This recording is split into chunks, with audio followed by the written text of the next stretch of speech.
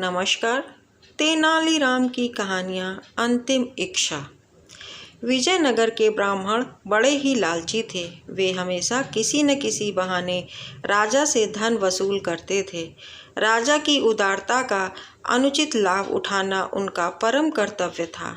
एक दिन राजा कृष्णदेवराय ने उनसे कहा, मरते समय मेरी माँ ने आम खाने की इच्छा व्यक्त की थी, जो उस समय पूरी नहीं की जा सकी थी। क्या अब ऐसा कुछ हो सकता है जिससे उनकी आत्मा को शांति मिले? महाराज, यदि आप 108 ब्राह्मणों को सोने का एक एक आम भेंट कर दें तो आपकी माँ की आत्मा को अवश्य शांति मिल जाएगी। ब्राह्मणों को दिया दान मृतात्मा तक अपने आप पहुँच जाता है। ब्राह्मणों ने कहा। राजा कृष्णदेवराय ने सोने के 108 आम दान कर दिए। ब्राह्मणों की मौज हो गई। उन आमों को पाकर तेनालीराम को ब्राह्मणों के इस लालच पर बहुत क्रोध आया। वह उन्हें सबक सिखाने की ताक में रहने लगा।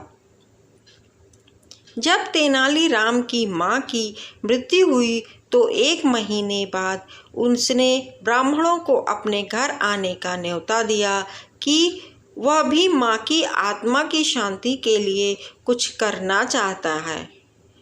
खाने पीने और बढ़िया माल पाने के लोभ से 108 ब्राह्मण तेनालीराम के घर जमा हुए।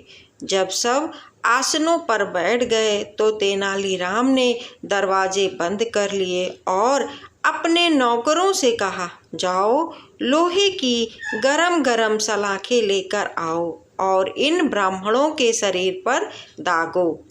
ब्राह्मणों ने सुना तो उनमें चीख पुकार मच गई। सब उठकर दरवाजों की ओर भागे, लेकिन नौकरों ने उन्हें पकड़ लिया और एक एक बार सभी को गरम सलाखें दागी गईं। बात राजा तक पहुंची। वह स्वयं आए और ब्राह्मणों को बचाया।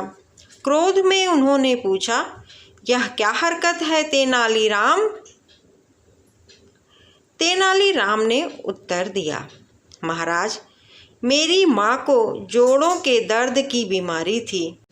मरते समय उनको बहुत तेज दर्द था।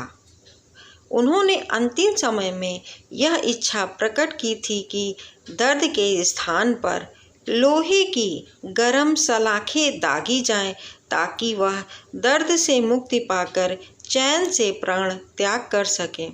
उस समय उनकी यह इच्छा पूरी नहीं की जा सकी, इसीलिए ब्राह्मणों को सलाखें दागनी पड़ी।